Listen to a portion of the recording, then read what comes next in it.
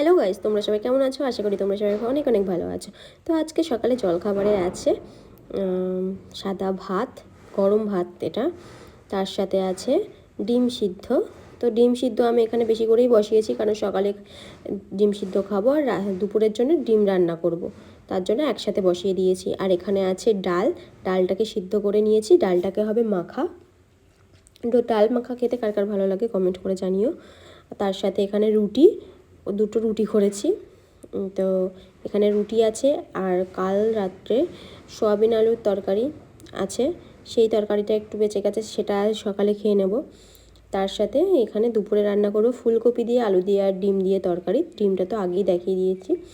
আর তার জন্য এর জন্য মশলাও কেটে নিয়েছি একসাথে, পেঁয়াজ, আদা, রসুন, লঙ্কা, টমেটো, তো এগুলো দেব তরকারির মধ্যে। আর এদিকে ডাল মাখার জন্যে আমি ছোটো ছোটো করে পেঁয়াজ আর লঙ্কা কুচিয়ে নিয়েছি, তো এগুলো ডাল মাখার মধ্যে দেবো।